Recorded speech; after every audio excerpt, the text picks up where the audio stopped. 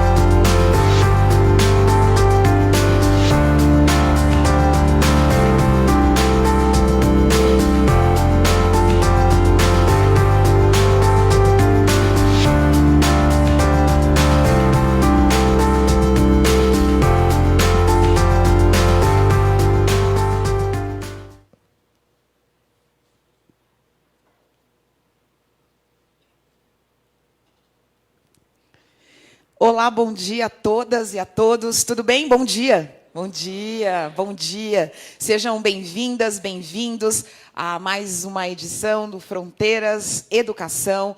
É um prazer estar aqui com vocês. Meu nome é Adriana Couto e hoje é dia da gente refletir, é dia de sair da zona de conforto, de tentar furar a bolha, né? Porque a gente vai discutir aqui hoje nesse espaço. Eu ia falar nesse palco, mas não vai ser nesse palco, não, porque vocês vão contribuir muito com as discussões que vão acontecer aqui hoje. Então, aqui, neste espaço, o nosso tema é justiça, tolerância e igualdade. O Fronteiras Educação, Diálogos com a Geração Z, edição 2018, tem o patrocínio da Braskem, tem a parceria cultural da Unibis Cultural e a realização Fronteiras do Pensamento.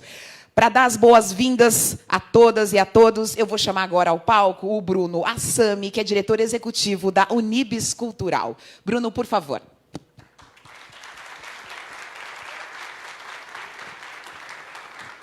E aproveitar que o Bruno está subindo aqui, apresentar para vocês a nossa intérprete de Libras, a Érica Mota. Obrigada, Érica.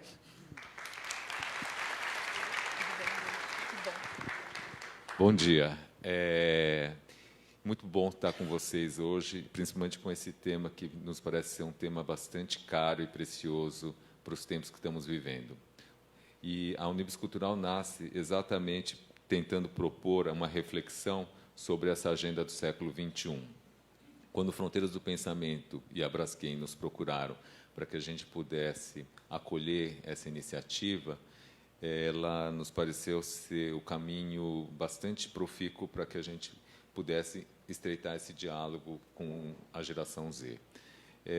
O nosso propósito aqui, como organização, é poder estarmos discutindo e refletindo o tempo todo toda essa construção dessa sociedade que temos como ponto de convergência a nossa cidade, a nossa família, as nossas organizações, o nosso país e o nosso mundo. Então, sempre dentro dessas perspectivas e dentro dessas reflexões é onde nós estamos construindo esse ambiente cultural. Queria dizer para vocês que o tema de hoje é um tema que parece uma retórica, né? Parece sempre ser um assunto que se dá em sala de aula, ou que se dá em ambientes organizacionais, mas, mais do que nunca, me parece ser uma agenda da mais alta relevância. Da mais alta relevância e que também não está focada somente em questões geracionais. Eu acho que todos nós, do momento em que a gente nasce, para o momento em que a gente se torna um protagonista na sociedade e para o momento em que a gente atravessa esse processo e pensa em criar legados significativos para a nossa sociedade, esse tema é um grande tema da humanidade, porque isso perpassa todos os sentidos em que nós vamos construindo nossas vidas e nossos ambientes. E é nessa visão que talvez eu diga que seja um dos grandes temas mais caros desse momento.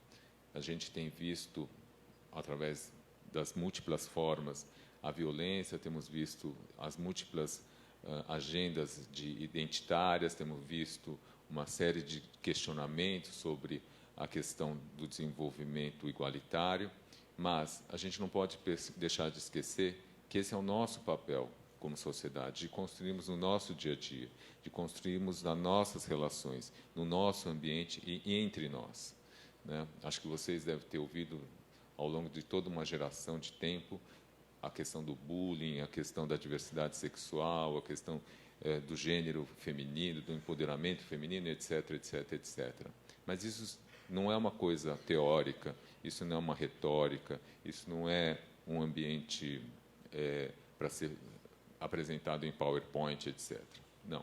Isso é uma construção diária de valores. E é dentro dessa perspectiva que esse programa nasceu.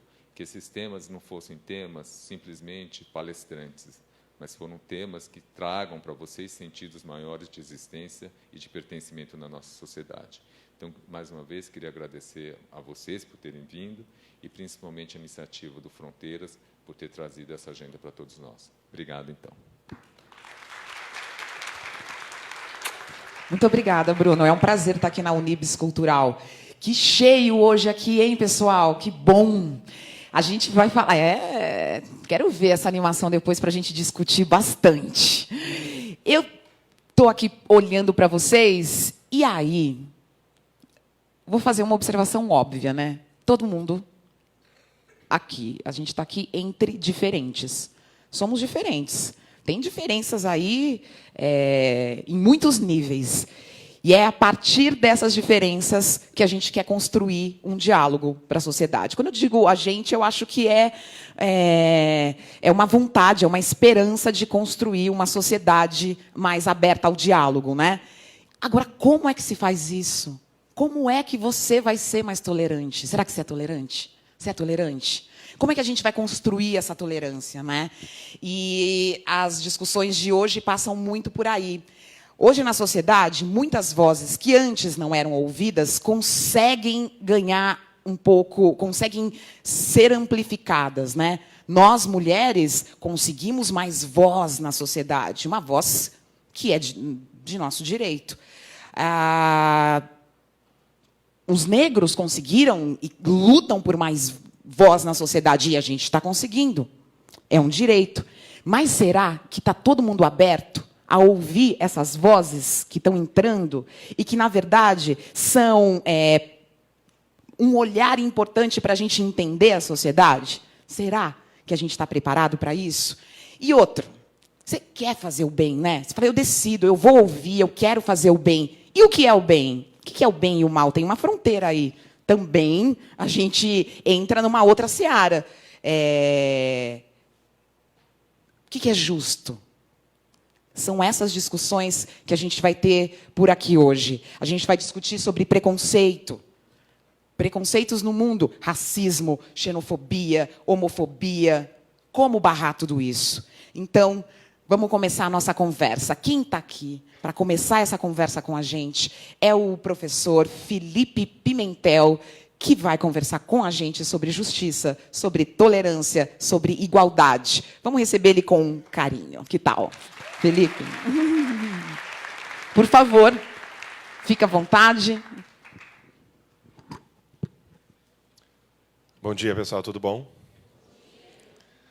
Eu vou dar umas palavrinhas sobre as ideias, especialmente eu quero focar na ideia de tolerância, que eu acho que é a ideia central para que a gente possa fazer um debate depois, levantar algumas perguntas e fazer um histórico desse conceito e alguns problemas também que circulam entre a filosofia e a psicologia sobre a ideia de tolerância, tá? Que é um tema tão importante para nós. Então, vamos lá. Olha só. No máximo possível, eu gostaria que a gente pudesse nos orientar por questões perguntas, questionamentos que a gente deveria fazer. Assim, primeiro, é natural tolerar? É uma pergunta. Eu não sei as respostas de todas essas perguntas. Elas são mais provocações. Mas essa, para mim, seria uma das perguntas mais essenciais sobre a questão da tolerância. É natural nós tolerarmos? Antes que a gente defina exatamente o que é tolerância, é natural que a gente tolere e que a gente tenha a tolerância como uma disposição nossa na forma de lidar com o próximo? Aí eu queria levantar essa distinção bastante importante. A nossa civilização, e aqui eu falo civilização, as sociedades desde que começaram a viver num mundo mais organizado, ela é muito recente, na realidade. Ela tem 6.000 anos. Isso, para a história, é muito pouco. E, durante muito tempo, as sociedades tiveram um modelo de funcionamento. As sociedades eram sociedades tradicionais. O que significa? São sociedades que eram regidas por tradições específicas delas. Então, a gente ia numa sociedade X, qualquer, tanto faz, né? Pode ser a sociedade chinesa medieval, sociedade europeia medieval, uma comunidade indígena no Brasil, os astecas, tanto faz.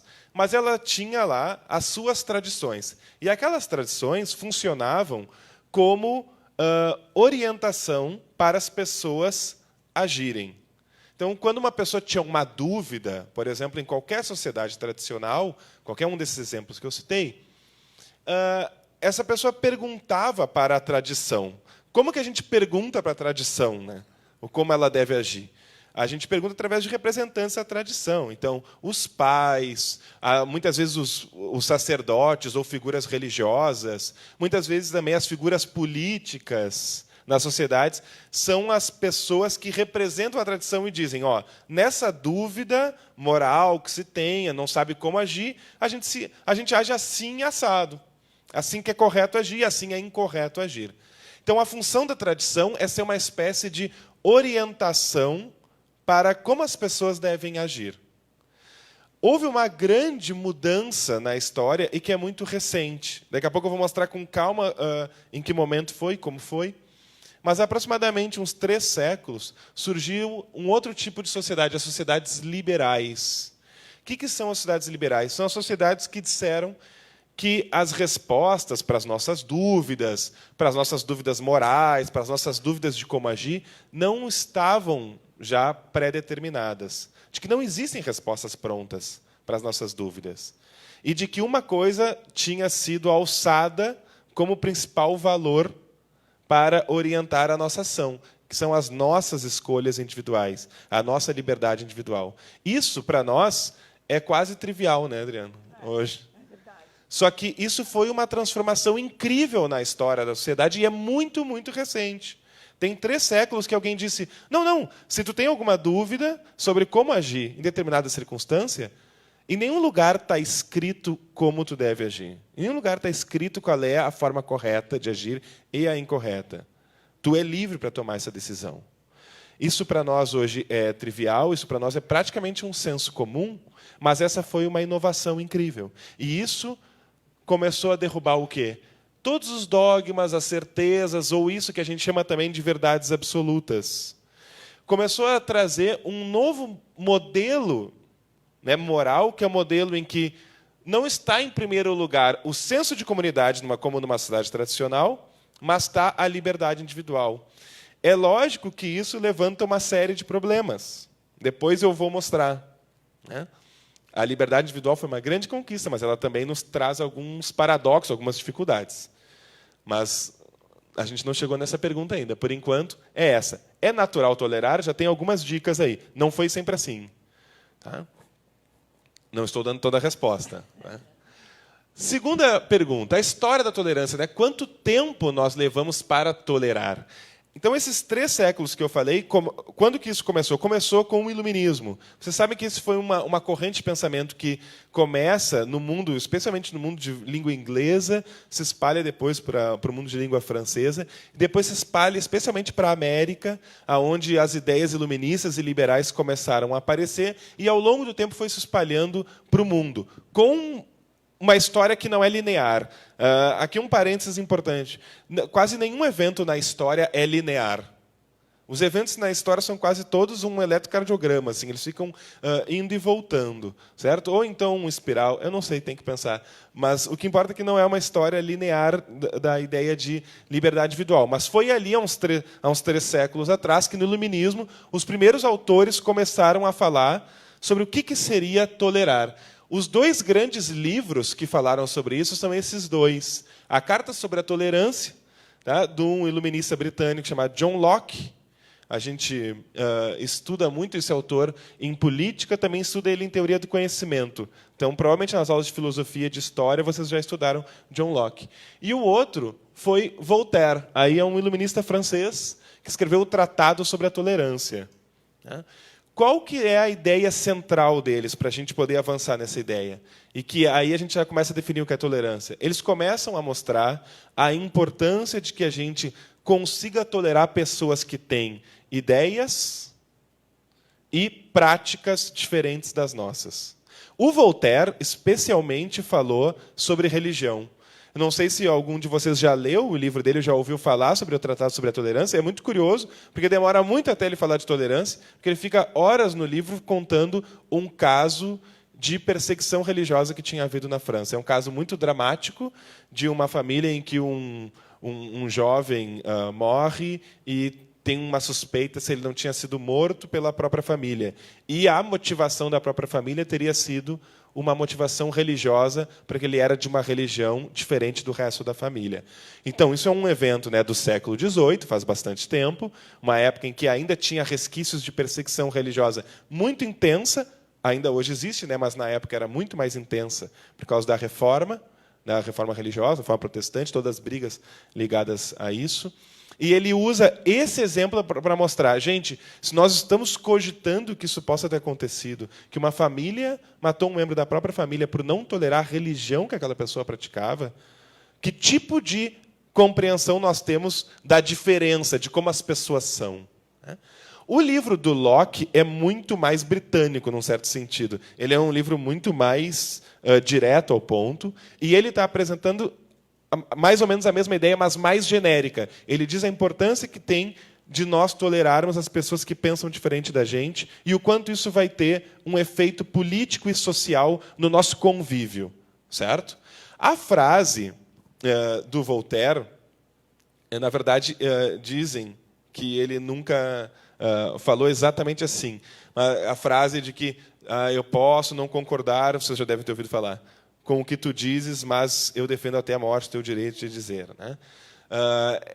Ele não diz exatamente isso, mas isso é o núcleo da teoria dele sobre o que é a tolerância. Então, esses foram os 2 primeiros autores a lançar essa ideia. E isso é curioso, se a gente pensa, né, Adriana, que nossa civilização tem 6.000 anos e demorou tanto tempo para alguém levantar o dedinho assim e dizer, quem sabe a gente aceita quem pensa diferente da gente? Essa ideia seria impensável em outras épocas. Seria impensável no Egito Antigo, no Egito Faraônico, que alguém dissesse, eu acho que eu discordo do faraó. Imediatamente virariam pó, assim, né? O tijolo de uma pirâmide.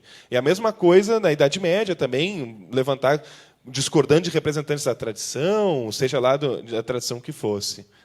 Então, aqui começa a história da tolerância, há 3 séculos atrás, com o Iluminismo. E aí a gente começa a ver como, ao longo do tempo, a gente teve muitos casos de intolerância motivados por diferentes questões. A gente podia ficar 1 ano discutindo cada um deles, mas não vamos, tá? Eu vou apresentar rapidamente. Por exemplo, a gente teve um caso de intolerância muito famoso, muito célebre, que é o caso de Sócrates. Vocês devem lembrar, o famoso filósofo Sócrates, que começou a apresentar ideias divergentes do que se pensava na época dele. Uma delas, ele dizia que ele não tinha muito interesse de explicar as coisas do mundo por razões religiosas e mitológicas. Aí ele foi acusado de ser...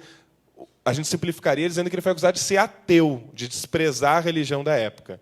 A outra coisa, ele disse que ele não concordava com o modo como funcionava a política em Atenas, e aí também disseram que ele desprezava o grande regime político de Atenas. E ele pregava muito das suas ideias e discutia muito com jovens, dizia que ele corrompia jovens. O que aconteceu com Sócrates ao longo do tempo? Sócrates foi julgado e condenado por uma Assembleia Democrática de Atenas a cometer suicídio, que ele foi obrigado a tomar cicuta, um veneno da época, e esse foi o destino trágico de Sócrates. Sendo que, se a gente acompanha a história dele, ele só tinha ideias divergentes do período da época. Vou pegar um caso bem polêmico, o caso de Cristo, ligado especialmente à questão política da época, né? Cristo que aparece com ideias religiosas divergentes do que era o politeísmo romano da época. O que acontece? Acaba sendo condenado à morte, né, por crucificação, porque estava pregando coisas distintas do que a religião da época acreditava. A perseguição religiosa medieval, por exemplo, um assunto que vai ser bem importante a gente discutir depois, quando ligar as questões de feminismo. Na Idade Média, muitas mulheres foram perseguidas porque eram tidas como bruxas, né? Existe, inclusive, um livro, não sei se vocês já ouviram, chamado Males Maleficarum, que é um livro que fala como identificar uma bruxa na Idade Média. E daí o livro explica, né, como é que se identifica as bruxas. Então, as bruxas têm marcas no corpo, elas são canhotas, elas são normalmente ruivas, e elas são de madeira. Então, o ser de madeira era a melhor coisa, porque daí era fácil provar que uma mulher era bruxa. Era só jogar ela na água, porque se ela boiasse, ela era de madeira, então ela não era de carne humana. Coisas da Idade Média. Mas, enfim. Então, lógico, e vejam só uma coisa curiosa, né? São bruxas, né? Então tem uma coisa muito forte ligado à perseguição com as mulheres aí. No final da Idade Média, no início da Idade Moderna, a gente começa a Idade Moderna, a gente pensa, bom, começou a Idade Moderna, não vai mais ter esse tipo de coisa. E, na verdade, na reforma religiosa, quando vem a reforma protestante, luterana, as coisas pioram. Foi quando houve mais perseguição religiosa, porque, olhando hoje, chega a ser absurdo, né? Pessoas que todos acreditavam em Cristo, todos acreditavam na Bíblia, acreditavam nas mesmas coisas, mas eles divergiam em questões institucionais. Um acreditava na igreja tal, às vezes umas questões dogmáticas. Um acredita que, quando a gente come a hóstia, aquilo é simbólico, o outro que aquilo é o corpo de Cristo. E somente por essa divergência, ou por essas divergências, as pessoas se perseguiam e se mataram aos milhares, né, no início da Idade Moderna, que parece que de moderna não tinha muita coisa.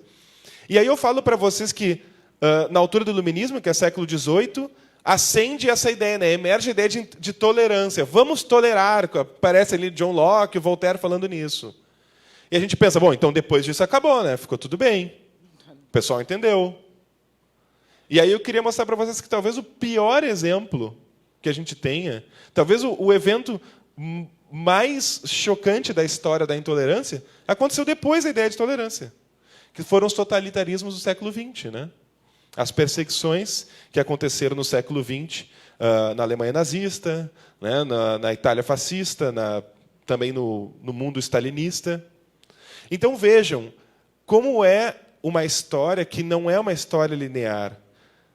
Isso aconteceu no século XX. A Segunda Guerra levou à morte 50 milhões de pessoas e 10 milhões de pessoas foram mortas em campos de extermínio. Por quê? Porque não pertenciam a um modelo que, por exemplo, na Alemanha se pensava que deveria se viver, né? Um modelo que o Hitler tinha decidido lá que as pessoas deveriam viver. Então, as pessoas, ou por razões étnicas, ou por razões políticas, ou por razões morais, seja lá por quais razões, por isso tinham que ser exterminadas ou afastadas né, expulsas daquele país. E isso, 2 séculos depois da ideia de tolerância já estar se disseminando pelo mundo. O que eu quero dizer com isso? Até para retomar as ideias bem importantes de um palestrante do Fronteiras, né, do John Gray, é que não é porque a ideia de tolerância ascendeu, emergiu e a gente compartilha dela que a gente tem alguma coisa garantida. Né? Mas eu não quero dar muitas respostas. Né? Alguns documentos super importantes, tá, sobre essa ideia, porque uma coisa são autores escreverem livros, tratados filosóficos e tal, outra coisa é a gente ter isso, né, sacramentado, assim, consagrado, cristalizado num documento. A gente tem aí 3 documentos que são a história dos direitos humanos e da ideia de tolerância no mundo. O primeiro é a Declaração de Independência dos Estados Unidos. Muitas pessoas esquecem, mas o primeiro foi a declaração deles. O texto americano, quando eles se independizaram, eles defendem que todas as pessoas são livres e iguais entre si, que não pode haver, né, nenhum tipo de ataque a esses direitos fundamentais, e que todo governo e que todo convívio social deveria priorizar a liberdade, a prosperidade e a busca da felicidade. É o primeiro documento que a gente tem que aparece a história dos direitos humanos. Então, é junto ali com o Iluminismo, mas é um documento, né, político que depois vai ser adicionada essa ideia na Constituição americana, e todas as constituições do mundo democrático copiaram depois esse trecho. A Declaração dos Direitos do Homem e do Cidadão da Revolução Francesa é o primeiro documento daí na Europa a aparecer a ideia de tolerância, a ideia de que nós somos todos livres e iguais entre si. Apesar do nascimento, porque eles estavam lutando naquela época contra aqueles privilégios de nascença, vocês devem lembrar isso da aula de história, que é bem importante. Mas esses documentos são documentos históricos. Esse terceiro não é um documento histórico porque ele é vigente ainda, ele está em vigor, que é a Declaração Universal dos Direitos do Homem, a Declaração da ONU. Foi escrita em 1948, e hoje todos os países que fazem parte da ONU assinaram esse documento, né? São signatários desse documento. E nesse documento, então, está lá consagrado todos os direitos humanos, especialmente. Somos todos livres e iguais entre si, não pode haver discriminação de qualquer tipo, e assim por diante. Aí, vamos para alguns assuntos um pouquinho mais delicados. O que precisamos pensar e sentir para tolerar? Essa palavra, eu acho que é a palavra que a gente mais vai usar aqui, a palavra empatia, certo? A palavra empatia, muitas vezes as pessoas usam a palavra de um modo errado. Empatia é a capacidade que a gente tem de se colocar no lugar do outro. É um esforço, de novo, também recente na história do mundo. E é um esforço psicológico. Acima de tudo isso. Ele não é um esforço... Ele tem repercussões políticas, sociais, civis, mas é um esforço psicológico, no qual eu paro e penso, não, deixa eu ver o que eu pensaria e o que eu sentiria se eu estivesse no lugar dessa pessoa. Esse esforço a gente pode fazer com qualquer pessoa. A gente pode fazer com os nossos pais, né, com os nossos irmãos, com namorados, namoradas, amigos. Né? E a gente também começou a pensar que esse esforço é importante de ser feito em questões de intolerância social, de intolerância cívica. Quando entre nós, a gente mas eu nunca pensei o que eu sentiria se eu fosse aquela pessoa. Logo, além disso, tivesse algumas características que aquela pessoa tem que eu não tenho. Isso é a disposição básica que abre o espaço para a tolerância. Todos nós sabemos que, nos momentos em que a gente faz isso, em que a gente para um pouquinho, esfria, né? Pensa, deixa eu me colocar no lugar do outro, dessa pessoa, como é que é? E a gente nota que muda o modo como a gente pensa naquela circunstância. Isso é a disposição psicológica que está por trás desse conceito, porque é um conceito, eu mostrei para vocês, conceito histórico, né, e filosófico, o conceito de tolerância, mas ele tem uma disposição psicológica que tem que estar por trás, senão a gente não consegue aderir a ele. E aí tem algumas coisas interessantes de mostrar, né, gente? A ideia da fraternidade universal, que é uma ideia que lentamente tem sido construída na civilização, de que realmente nós somos todos iguais entre si. Então a gente tem que fazer um esforço de ver que todas as pessoas são capazes de colocar no lugar do outro, tem que ser capazes de fazer esse movimento. E isso foi uma grande conquista de que nós percebêssemos nós como todos iguais. Segunda, a nossa disposição para viver em comunidade, que a gente chama de disposição gregária. O ser humano é a espécie por essência que não vive sozinho. Aí eu já estou trazendo a terceira ideia, a ideia de prematuridade do ser humano. O ser humano, vocês já devem ter visto quando naqueles documentários de bichinhos, que os animais, quando eles nascem, já nascem prontos. Não sei se vocês já viram o nascimento de um cavalo. O cavalinho nasce e sai andando. Né? O ser humano é a espécie que, por essência, é prematura, mesmo que a gente nasça com 10 meses de gestação. Tá? A gente nasce prematuro. Se ninguém nos cuidar, né, nós não sobrevivemos, nós não teríamos sobrevivido. Isso é uma característica essencial do ser humano e que tem tudo a ver com a ideia de cuidado e com a ideia de olhar para o outro. Então, veja, uma disposição que está lá desde o início do modo como nós somos cuidados. Aí eu queria apresentar para vocês, tá? Algumas dificuldades filosóficas da tolerância. É que eu disse lá no início que, quando a ideia de tolerância apareceu, começaram a surgir alguns problemas.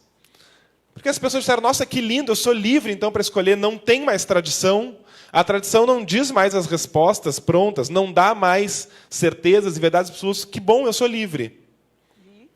E agora, né? É muito engraçado que a geração posterior ao iluminismo foi a geração que até ficou um pouco braba com o iluminismo e disse, pô, mas vocês não nos deram nenhum norte agora. Disseram que eu sou livre, mas qual é o norte para eu tomar decisões? Eu estou com uma dúvida existencial. Tem uma coisa me angustiando, eu não sei como agir. Mas onde é que estão os critérios para eu escolher? E aí isso começou a criar um novo problema. Que as sociedades tradicionais têm os problemas deles. Um dos problemas que a gente tem do ponto de vista individual, depois da tolerância, da ideia de tolerância e do fim das verdades absolutas e da ascensão da ideia de liberdade individual, é essa. É que, às vezes, a gente não sabe quais são os critérios para a gente tomar as nossas decisões e agir como a gente acha que deveria agir. Porque as respostas não estão prontas. E não adianta perguntar para algum representante da tradição, porque, no máximo, algum representante da tradição vai dizer, eu não sei, eu agi assim, assim, assado, eu vejo que quem age assim, assim, assado, acontece tal coisa. Mas não tem fórmula para nada, não tem receita pronta para nada. E isso, no convívio social, também cria problemas, né? Cria dúvidas, porque a gente também fica com... A gente não tem nenhum norte para dizer que uma pessoa agiu certo, agiu errado. Isso pode ser ótimo por um lado, mas também lança um paradoxo. Como é que eu sei... Como é que eu posso dizer, não, tu não poderia estar agindo assim, né? Quais são os critérios para isso? Numa sociedade tradicional é fácil. Está bem definido o que é o bem e o que é o mal, o que é o certo e o que é o errado. Então, quando alguém age de um modo errado, a gente está errado. Numa sociedade liberal, já é mais confuso, porque não tem respostas prontas. E aí traz esses problemas que na filosofia dão esses nomes todos aí, relativismo, perspectivismo, niilismo, particularismo. Niilismo é a crença de que não existe nem resposta alguma para esse problema. O relativismo já é uma outra resposta. O relativismo já é a resposta de que cada pessoa ou cada cultura tem as suas respostas. O que também é um pouco problemático. Vou pegar alguns exemplos até para a gente poder debater depois. A ONU é um exemplo polêmico, tá? Que bom. A ONU diz que todos os povos têm direito à autodeterminação, ou seja, cada povo tem direito a escolher o modo como vive e os seus valores. É legal, né? Parece legal. Vamos ver quando que dá problema. Então, tem uma região X, aonde as mulheres são mutiladas para não sentir nenhum tipo de prazer, certo? Porque eles acham que aquilo é certo. E agora? Aonde que está escrito que a gente não pode fazer nada em relação a isso? Está escrito em algum lugar? Segundo o princípio da autodeterminação dos povos, é um costume daquele povo. E aí um outro povo chegar e dizer que está errado é um modo de impor os seus valores àquele povo. Logo, corromper a ideia de autodeterminação. Mas então a gente vai cruzar os braços e vai dizer, acontece, cada cultura é uma cultura. Isso é um tipo de paradoxo que o relativismo lançou. De que, para cada pessoa é certa tal coisa. Então a Adriana vai dizer, por exemplo, tais valores para elas são verdadeiros, né? Para elas são importantes. E para mim, não. E se daqui a pouco os valores que eu sigo são valores que podem atingir ou maltratar alguém. Se a gente não tiver nenhum norte que nos diga o que é certo e o que é o errado, a Adriana não pode me dizer, tu está errando. Então, isso é um tipo de problema filosófico que a ascensão da ideia de liberdade individual trouxe. Quais são os limites, né, para tolerar? O que a gente tolera e o que a gente não tolera? Não é uma pergunta fácil de ser respondida. Tá? E aí ficam alguns desafios para a tolerância na contemporaneidade, né, na nossa época. Por exemplo, algumas pautas bem importantes da atualidade. A gente fala sobre dívidas históricas. Aqui na tua apresentação, tu falou, já citou a questão do racismo. Ninguém tem dúvida desse assunto, por exemplo, na história do Brasil. Quer dizer, eu vejo umas pessoas tendo dúvida e fico bem chocado. Mas a gente sabe que a questão do racismo é uma questão histórica no Brasil. Como a gente lida com essa questão? Qual que seria o modo que parece mais profícuo, para usar uma palavra que o Bruno falou na entrada também? Qual que seria o modo em que a gente vai resolver a dívida histórica do racismo do melhor modo? Né? Ou a mesma questão ligada às mulheres, ligada aos homossexuais. Como a gente vai resolver esses problemas de intolerância da melhor forma possível? Que isso caminhe para a tolerância e não caminhe para contrafluxos, como às vezes acontece. Outra provocação que estou lançando. Eu não sei essas respostas. Tá? Só estou lançando as perguntas. Como lidar com os conflitos políticos sociais? Que é isso? Como a gente vai lidar com todos os casos de tolerância e intolerância que acontecem na sociedade, sem que a gente caia no relativismo ou no niilismo e sem que a gente imponha algum modo de vida? Então as pessoas devem se comportar assim.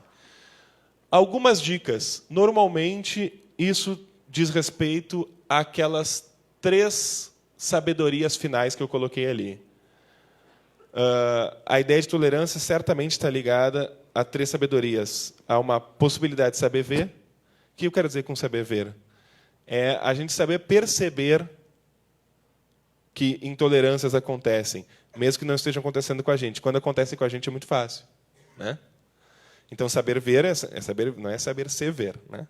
Saber ver quando acontece. Porque muitas vezes não atinge a gente acha que aquilo não está acontecendo. E aí retorna, né, a importância da ideia de empatia. Saber falar também, isso é muito importante. Hoje em dia, vocês sabem que a gente tem uma preocupação muito grande sobre a força das palavras. Né? O modo como a gente se refere às pessoas, o modo como a gente fala com as pessoas, o modo como a gente coloca as nossas palavras. Isso é um problema filosófico bem importante. Se algum professor de filosofia aqui conhece esse problema filosófico, que a gente faz coisas com palavras também. Então, também é um tipo de sabedoria ligada à tolerância, ao saber falar. O modo como a gente fala, não só o conteúdo, a forma como a gente fala. E talvez o mais importante, pelo menos para mim, mas, enfim, é que eu sou psicólogo, então, é saber ouvir também. A capacidade que a gente tem que ter no trato com a tolerância de saber ouvir. Porque se perguntam para nós espontaneamente a nossa opinião sobre qualquer coisa, na verdade a gente tem opinião sobre quase tudo, na verdade.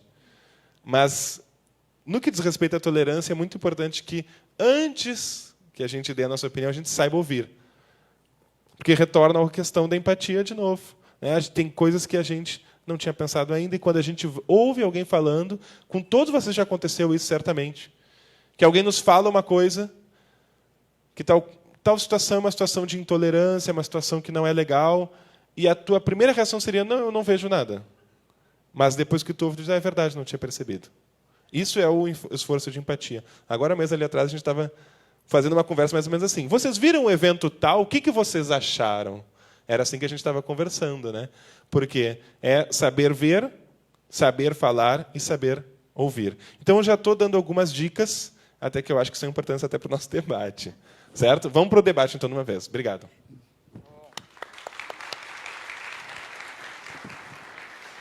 Obrigada por colocar tantas dúvidas na nossa cabeça. Não? Meu Deus. E agora? Quem é tolerante aí? Vamos começar esse debate? Eu vou te deixar aqui e vou passear por aqui. Né? E vou aproveitar para apresentar a Caroline Martins, que também é a outra tradutora de Libras. Palmas para ela.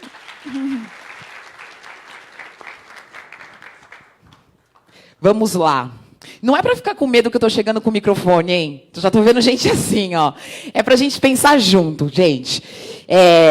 E aí, Primeiro eu vou abrir sem fazer pergunta, porque eu acho que a gente ouviu agora o Felipe, e muita gente já deve ter algumas considerações. Quem tem considerações sobre tolerância? Quem está pensando? Eu vou colocar assim, num microcosmos, vou pensar no ambiente escolar. Quem já está aqui pensando em situações de intolerância que a gente vive diariamente, né, no cotidiano escolar, e como é que isso impacta a vida da gente? Quem vai falar? Quem é que vai começar aqui e vai dizer? Nossa, não adianta não olhar para mim, que eu chego mesmo assim. Você sentou aqui na ponta, vai começar. No ambiente escolar, você acha que tem intolerância? No ambiente escolar? Na escola, dentro da escola, na sala de aula, você acha que tem intolerância? Tem pessoas que conseguem tolerar, tipo, esse monte de barulho, coisa assim, mas tem pessoas, às vezes, como eu, que às vezes não aguenta tanto barulho, assim, às vezes cadeira caindo, mesas, tal, o pessoal gritando, essas coisas. Pois é, conviver junto é difícil, né? Como é que faz? Eu não gosto. Se alguém já chegou para você e disse assim, olha, o que você está fazendo não é legal. Não gostei do que você fez comigo. Você já se pegou num outro papel? Porque a gente pensa muito assim, tá em mim. Me atingiu, olha, aquela pessoa me atingiu. Se a gente se colocar num outro papel, assim, no papel de, poxa, eu já fiz alguma coisa ali que eu refleti e não gostei. Já aconteceu muitas vezes. Quer dar um exemplo? Não. Tá vendo? Como é que a gente faz? Me ajuda a refletir sobre isso. Ela falou uma coisa bem interessante ali. Eu fiz. Mas prefiro não falar. É difícil, né? A gente conseguir reconhecer. E reconhecer é o caminho para alguma coisa? Eu acho que isso com certeza é difícil. A gente reconhecer quando a gente agiu de um modo que pode ter parecido, né, pouco empático. A gente não conseguiu se colocar no lugar do outro, foi intolerante de algum modo, pensou de um modo ruim sobre alguém, ou agiu de modo ruim. Mas, e por causa disso, que a nossa primeira reação é uma reação de rechaço, no sentido de negação. Quando alguém vem normalmente nos dizer, esse modo como está agindo não é legal. A nossa primeira reação não é uma reação de reconhecimento, infelizmente. Porque nos faz tão mal que a gente tende a dizer, não foi isso, e tenta justificar. Só que se a gente nega, não acontece nada, né? Não tem nenhuma evolução que acontece no caminho. Se eu não reconhecer os momentos onde eu agi de um modo intolerante. Então, isso é uma coisa muito importante. Por isso que eu falei da coisa de empatia. Tem um núcleo emocional que é muito grande na questão da empatia. Já que é para polemizar. É para polemizar? É para polemizar. Tá. É para polemizar. São nos momentos onde algo mais nos tira do sério que é importante a gente pensar a questão da tolerância. Quando a gente se irrita muito com uma coisa, né, mesmo que a gente normalmente acha que está legitimado e tal, é nessas horas que a gente tem que parar e pensar, bom, por que isso aqui está me tirando do sério? Vamos ver como é que a gente compreende isso aqui, né? Porque a nossa tendência é rechaçar ou atacar ou agir e não parar e pensar. E se a gente não para e pensa, a gente não muda o comportamento e não serve para nada. Claro, né? Claro.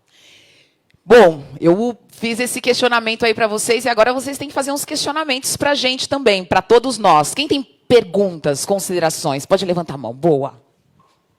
Fala o seu nome e a sua idade para a gente. Meu nome é Zaqueu, eu tenho 18 anos.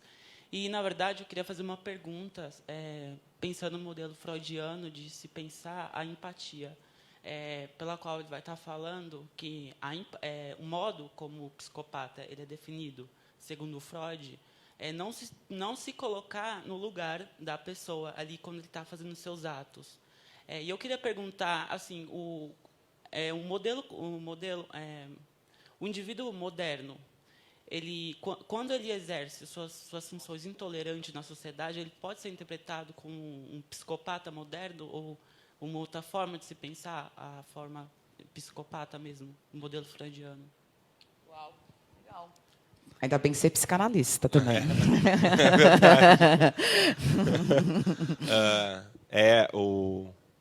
Isso o Freud chamava, na época do Freud, chamava um psicopata de perverso, né?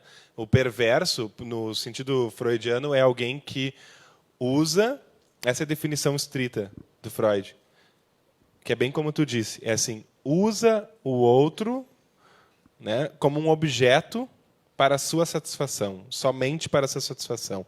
E usa, muito importante, como objeto. Tá?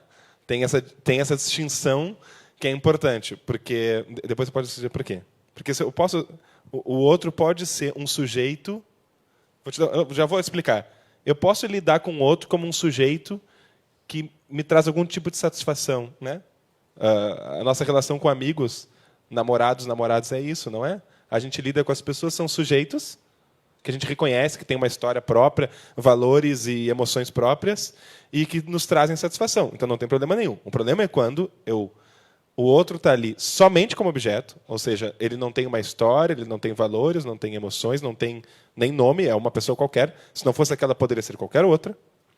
E ele está ali somente para servir a minha satisfação. Bom, aí a gente começa a entrar no campo da perversão, que hoje a gente chama de psicopatia, né? Então, e que, na verdade, na classificação diagnóstica atual é transtorno de personalidade antissocial. Tem um nome bem bonitinho. Mas isso que tu colocou como psicopata, incapacidade de se colocar no outro, a definição freudiana é mais grave ainda, é usar o outro como objeto, né?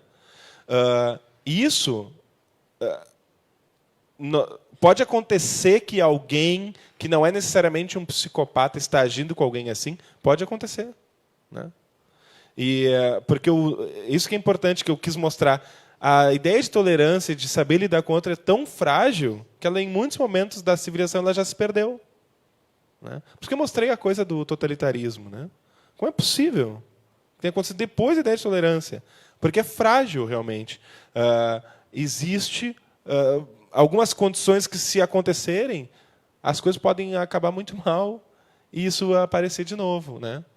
Mas assim, a tendência das pessoas na contemporaneidade é serem mais tolerantes. É uma tendência, mas isso não garante coisa alguma. Não que eu tenha te respondido a tua pergunta, é muito difícil, tá? Mas sei lá, pelo menos eu posso ter te ajudado um pouco. Quer fazer uma réplica? Ou já está bom? Deu? Ótimo. Quem tem mais questões? Quem tem mais questões? Não é possível que vocês não tenham questões. Tem sim. Estão pensando questões aí. Eu estou aqui pensando com vocês. Internet. Redes sociais. É um campo de tolerância? É um campo de intolerância? De intolerância. As redes sociais. Eu queria que você comentasse sobre isso. Que papel elas têm para que a gente consiga exercitar essa tolerância e de que maneira também as redes sociais não são um retrato de uma sociedade que precisa mudar? Vocês fazem perguntas difíceis. A gente faz. Estamos aqui para isso, gente. Vão pensando comigo que depois essa pergunta é para todos nós, Claro. para ele, é para vocês. Depois dele, nós vamos passar esse microfone aí. Tá, eu vou falar então bem rapidinho para ouvir eles. Eu acho que as redes sociais, até um ponto, são um espelho da sociedade. Mas eu acho que tem uma coisa que é específica das redes sociais, que não é só espelho da sociedade, que é essa coisa de que não tem a presença física das pessoas, é óbvio, e eu acho que isso aumenta um pouco a agressividade das pessoas. Tá? Porque, com certeza, as pessoas falam coisas para outras no Facebook ou no Twitter, que é onde mais tem esse tipo de coisa, ou o Instagram também tem. Instagram de famosos são xingados, né? E que as pessoas, que eu sei que aquelas pessoas não falariam ao vivo para aquela pessoa. Ao vivo falariam de outro jeito, ou não falariam, ou falariam de um jeito muito mais sutil, mais delicado. Então isso é porque não tem a presença física e não tem uma coisa muito importante, não tem o olhar, né? Não tem olhar. O nosso olhar é uma coisa que ele faz um intermédio nas relações. A gente fica olhando assim, a gente sabe o que as pessoas estão pensando. Não sabe, né, com certeza, mas a gente percebe que reação a gente está provocando.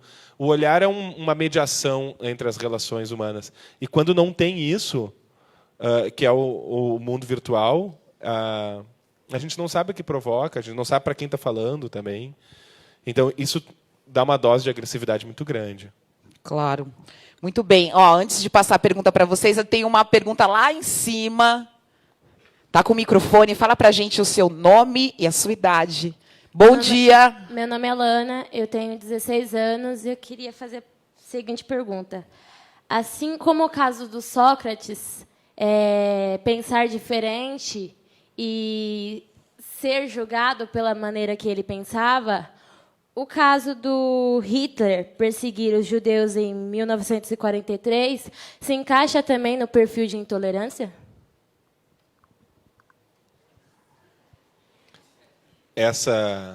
Eu acho que eu entendi a tua pergunta, que é uma das perguntas mais difíceis sobre esse assunto, que é aonde que eu tinha até lançado dizendo qual é o limite da tolerância, que é o momento aonde a gente diz não, Sócrates é diferente de Hitler, né? Espero que todos nós concordemos, né? No sentido de que o que Sócrates dizia, que é isso que a gente tem que pensar sobre o conteúdo do que as pessoas falam, né? Quando a gente pensa qual é o limite para tolerar, é que quando eu falo uma coisa que é um pensamento divergente, tudo bem, ele pode ser um pensamento divergente, mas o que ele fala sobre os outros? O meu pensamento fala contra os outros? O meu pensamento tem a capacidade de provocar violência, tem a capacidade de provocar mais intolerância? Ele propõe atacar as pessoas? Ou ele é só um pensamento divergente? Vou dar um exemplo bem simples. Se eu ficar aqui dizendo que a Terra é plana, por exemplo, é um pensamento divergente, mas ele é um pensamento que ele é inócuo e inofensivo. Entende? É diferente de eu dizer os judeus são o mal da Alemanha. Não sei se eu te respondo. Não sei o que tu acha. Quero te ouvir.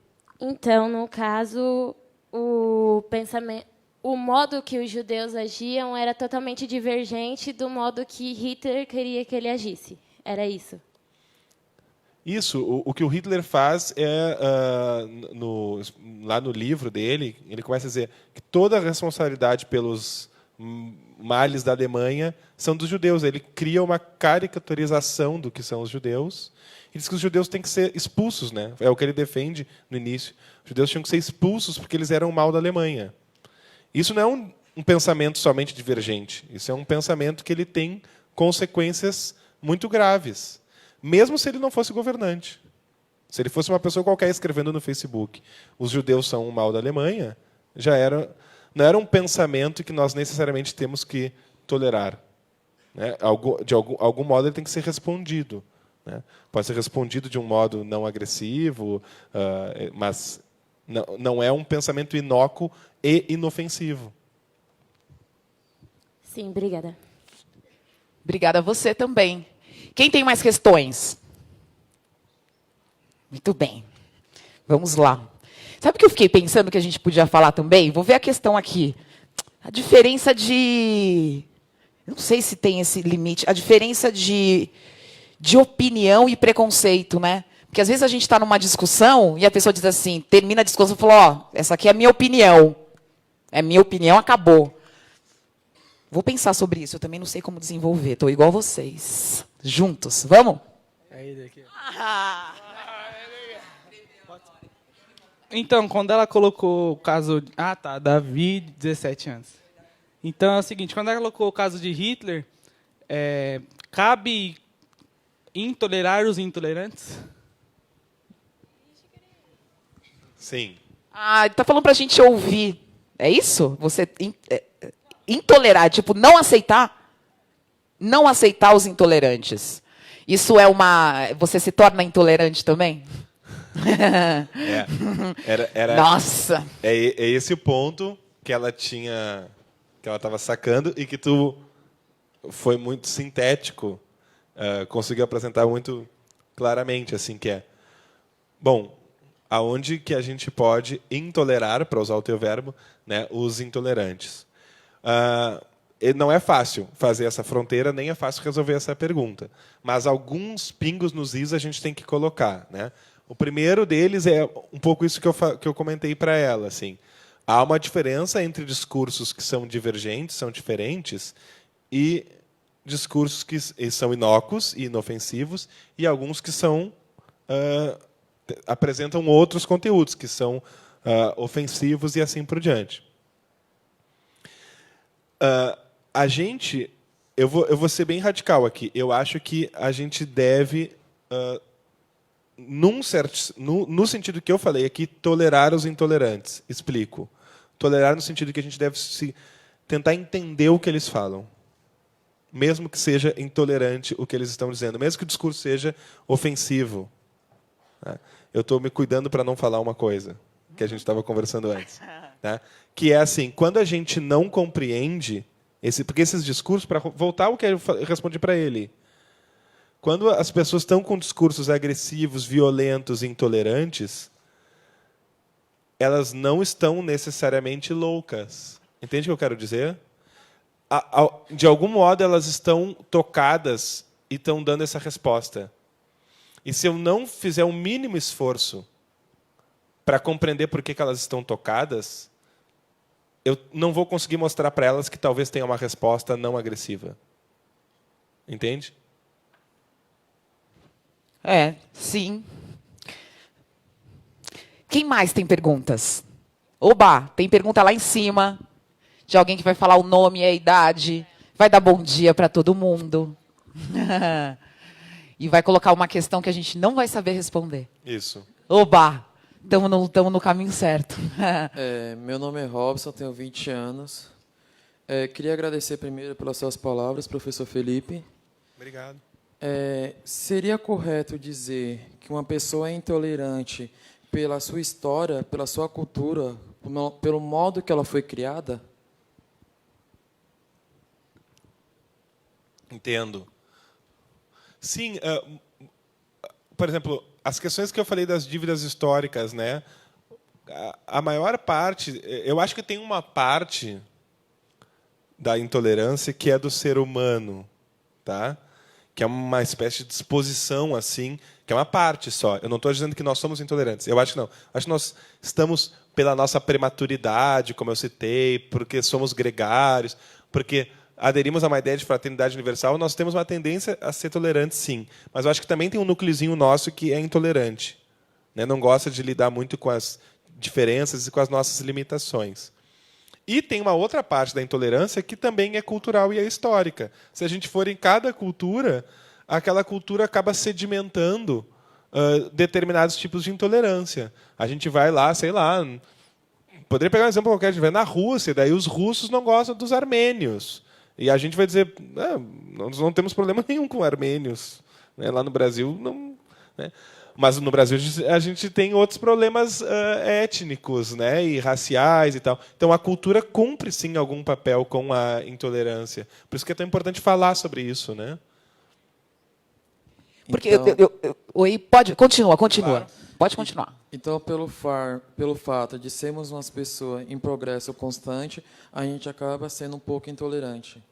Isso. A gente tem que estar sempre retomando esse assunto, porque esse assunto ele não fica pronto. Nós não estamos prontos.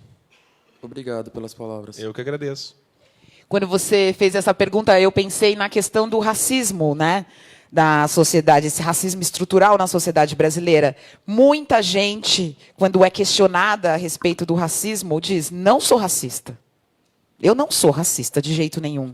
Mas, no cotidiano, acaba tendo práticas racistas, porque foi criado dessa maneira e talvez, não vou colocar, né? A gente não vai colocar aqui todas as respostas, mas talvez tenha a ver com esse questionamento, né? Não se questiona. Não olha também o que a outra pessoa diz. Alguém diz para você, você é racista. Eu tô incomodada com o que você está me dizendo. O que você está me dizendo não está fazendo bem para mim. O que você faz diante dessa situação? Você só rechaça ou você pensa? Eu estou pensando junto, é um pouco Claro. por aí? É, né? Quem tem mais questões? Aqui. Daqui a pouco vai para cima, tá? Ana, 14 anos. Bom dia. Em questão disso de você falou do racismo, como eu posso, tipo, me colocar de uma pessoa que é totalmente intolerante e que ela, de alguma forma, me machuca, a opinião dela? Como eu posso, tipo, conviver com ela? Difícil, né? Quem vai responder primeiro? Quem? Vamos pensar juntos? É tão difícil, né? Eu sou uma mulher negra, como vocês perceberam.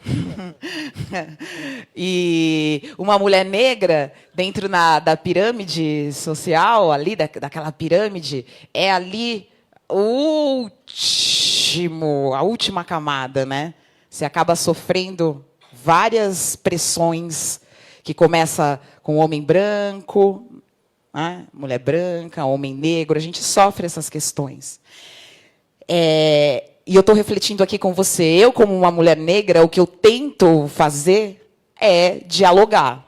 Eu nunca deixo comentários racistas passarem por mim sem com que eu possa falar alguma coisa a respeito disso. Eu não vou conseguir convencer a pessoa exatamente naquele momento, mas se o racismo for a luta dos negros e dos brancos numa sociedade, porque o racismo não é problema de quem é negro, o racismo é problema de todo mundo, é o problema da sociedade inteira. Então, se a gente, como sociedade, consegue dar respostas efetivas para cada ação de racismo que a gente vive no dia a dia, isso é uma construção. Isso é uma construção e é uma transformação. E tem muitas outras formas de fazer, e a gente estamos nas eleições agora, os políticos precisam dar, inclusive, respostas de políticas públicas para que questões identitárias, questões raciais sejam resolvidas. Mas não deixa passar. Se isso está te fazendo mal, abra o diálogo, entendeu? Abra sempre o diálogo. Eu acho que você tem que acreditar na transformação. Tem gente que realmente chega um ponto que você fala, não vai dar. Mas o começo, para mim, é abrir esse diálogo. Não deixa passar. Não deixa passar se você está se sentindo agredida. Porque sua voz é importante, inclusive para a construção antirracista. A gente tem que ser antirracista. Você quer complementar alguma coisa? E vocês? Tem mais lá em cima. Tô gostando que tá esquentando. Aí quando esquentar bem, acaba. Bom dia, meu nome Bom é dia. Camila. Oi. Gostaria de perguntar se existe algum tipo de intolerância pessoal e se existe, se tem alguma coisa a ver com psicólogo da pessoa. Pessoal, genericamente, assim. Tu quer dizer? Não, interiormente mesmo. A gente nascer intolerante, é isso? Não, assim, pela mente da pessoa mesmo, consigo mesmo. A pessoa consigo mesmo? Se existe. Se você ser intolerante com você. É isso? Ou a gente está pirando? É isso? Isso. Oba. É uma boa pergunta. Eu acho que sim. Porque eu acho que entra a questão de ansiedade, esses tipos. Que boa pergunta. É que eu acho que sim, estou dando minha opinião, como a Adriana comentou quando ele me perguntou. A minha formação é na psicanálise. A teoria psicanalítica é uma teoria que acha que nós não convivemos muito harmoniosamente nem conosco mesmos, né? O que se dirá com o próximo, né? Mas e às vezes os psicanalistas acham que a gente convive melhor do que com os próximos que consigo mesmo, né? Mas eu acho que sim, eu acho que todos nós temos um grau de intolerância conosco mesmo, né? A gente tem pensamentos que a gente não gostaria de ter, a gente tem pensamentos que a gente não gostaria de ter, a gente tem às vezes a gente cria situações que parecem que jogam contra nós mesmos, né? E a gente fica, nossa, por que eu estou fazendo isso, né? Comigo? Por que eu estou fazendo isso que eu sei que não me faz bem, né? Mas isso dentro eu não consigo me afastar muito dessa visão da psicanálise. A minha resposta seria sim, eu acho que sim. Acho que nós somos também todos um pouco intolerantes conosco mesmos, em outro sentido. Não no sentido que a gente está falando aqui, né, eu acho, mas nesse sentido de ter uma parte da gente que a gente também rechaça. Né? Obrigado. Obrigada a você. Tem mais uma pergunta aí em cima, né? Bom dia. Bom dia. Meu nome é Luiz Felipe, eu tenho 15 anos. E eu gostei muito da sua opinião, que você falou que a pessoa negra, por exemplo, ela não pode ficar calada. Ela tem que ter um diálogo. Concordo. Mas, infelizmente, tem muitas pessoas que ficam caladas e não têm argumentos suficientes para discordar daquilo. Tem uma pessoa até na minha sala, que a minha sala inteira é de brancos, só tem uma pessoa negra. E muitas pessoas ficam julgando ele, falando, nossa, ladrão, seu negro. É uma coisa muito triste, sem brincadeira. Nossa, que violento, né? Sim, é muito triste. E ele acaba aceitando isso, aceitando entre aspas, porque ele fica calado. Às vezes ele entra até na risada também, entra na brincadeira. E eu não entendo esse lado que as pessoas fazem esse preconceito com os negros. Semana retrasada, eu assisti uma palestra com um professor da USP. E ele disse uma expressão que eu gostei muito. O negro já veio pronto. Se você parar para perceber, ele já veio pronto. Ele disse que o negro, o cabelo dele, não é igual ao branco, que precisa ficar no salão de cabeleireiro, horas e horas, trabalhando, pintando. Não, o negro não, acorda. Se não tiver um shampoo, passa um sabonete. Fica limpo de qualquer jeito. É uma coisa que eu acho muito linda, sem brincadeira. E essa melanina que o negro tem, que um sol, você pega no continente africano, onde que no sol é 30 graus, no sol é uns 50 graus, na sombra é 30. O negro tem uma melanina de respeito. Nossa, nem todo negro, todo branco deveria ter isso e parar para pensar, não ter esse preconceito. Mas, infelizmente, não é uma coisa de agora. É uma coisa que vem passando em séculos, anos, e vem passando de geração em geração. E eu concordo com você também, que as pessoas têm que ser tolerantes com aquele que é intolerante, porque nós temos que ter a empatia de pensar no lugar do outro e pensar, por que ele faz aquilo? Por que ele está pensando aquilo? Sabe? A gente tem que ter essa empatia e pensar, para ver o lado dele, para tentar compreender, formar uma opinião para conseguir chegar no diálogo dele. Não é julgar, só julgar. Não, temos que ter uma opinião, um senso crítico. É isso, obrigado. Uou!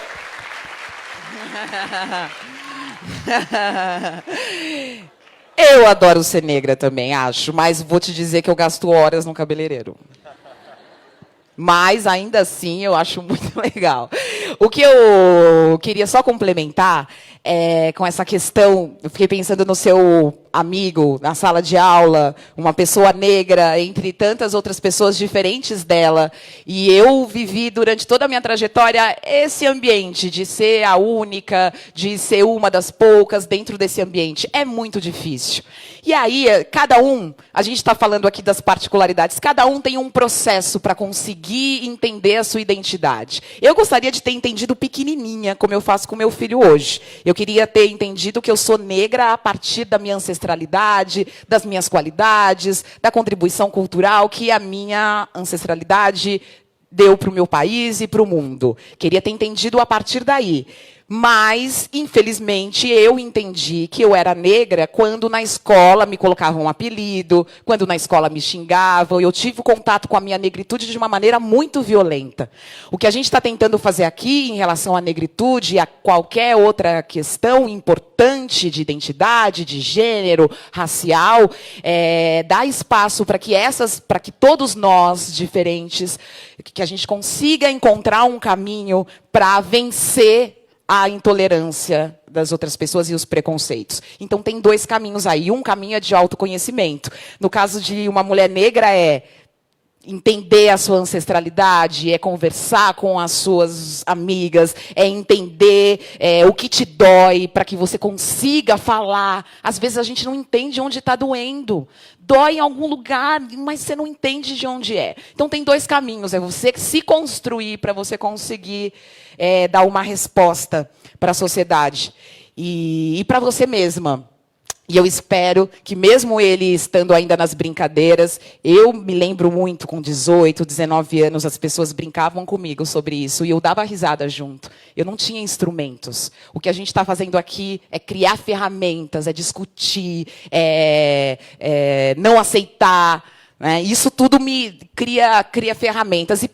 E assim, tem muita gente falando sobre racismo, muita literatura, tem muita gente falando sobre questões de gênero, tem muita gente pesquisando sobre isso. A gente só tem que procurar. Procurar não para ter exatamente aquela opinião, mas para formar a sua. É bom ter uma base. É isso que a gente está fazendo aqui agora. Mais ou menos, é isso que a gente está fazendo aqui agora, uma construção. Não queria encerrar com minha frase, gente, porque agora encerrou. Ninguém tem nem mais uma perguntinha para a gente encerrar de outro jeito. Só mais uma. Ali. Desculpa, eu vou ali, ó. Eles gritaram, o pessoal gritou. Bom dia, meu nome é Ian, tenho 13 anos, e eu queria fazer uma pergunta. Como poderíamos evitar uma intolerância de uma pessoa que já está habituada a fazer aquilo, de ser de geração por geração? Como será que a gente faz isso, hein, Felipe? Como que a gente pode ajudar ela a mudar? Principalmente se está arraigado, se veio do pai, do avô, e ela está perpetuando isso.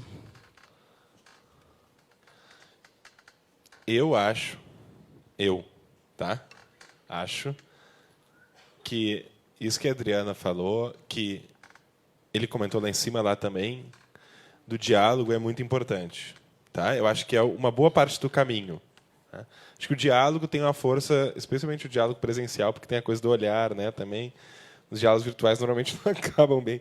Mas, porque no diálogo a gente consegue fazer com que a pessoa lentamente mude, perceba outras realidades que não é aquela que ela vive. Né? O diálogo tem uma força muito grande. Eu acho que tem uma outra coisa que tem uma força muito grande, que é a vivência. Vivências diferentes. Eu vou dar 2 exemplos bobos, tá? Posso, Chico? Tá, nós estamos... 2 exemplos bobos.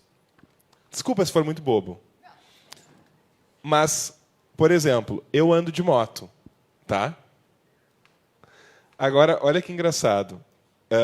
Eu descobri que no Brasil existe preconceito com motoqueiro, tá?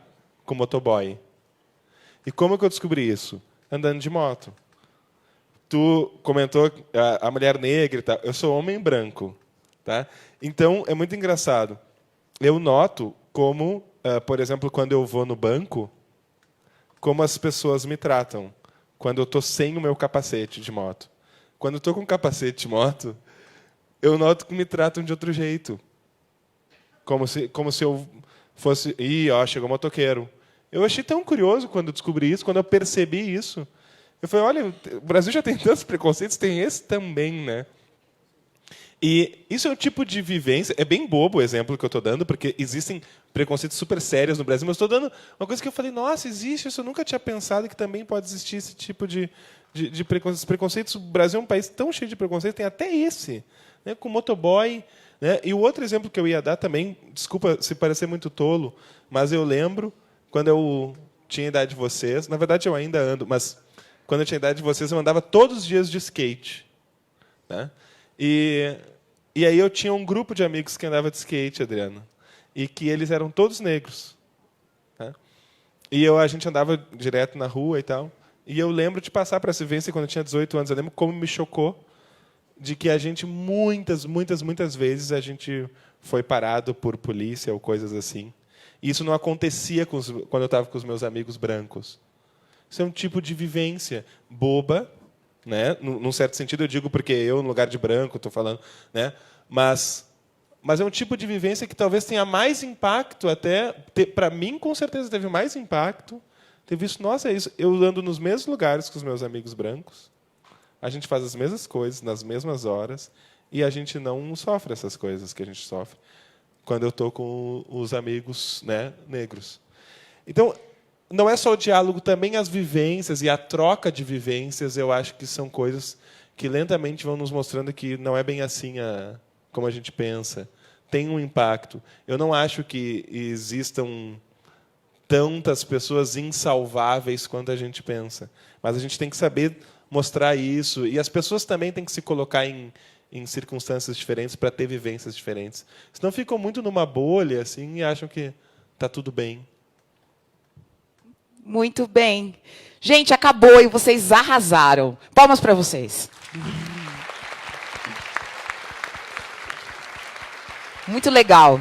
Dava para a gente discutir mais um tantão, né? Mas é que são questões que é para a gente levar para a vida, é para a gente levar para o cotidiano, para a sala de aula, é para olhar para o amigo, é para se manifestar no grupo de WhatsApp, né? Quando alguém faz aquela piadinha feminista, racista, chata. Vão se manifestar. Muito obrigada pela presença de vocês. Até uma próxima vez. Muito obrigada, Felipe. Obrigada a toda a equipe da Unibis Cultural, as nossas tradutoras de Libras, Fronteiras da Educação. Acaba por aqui. Um beijo.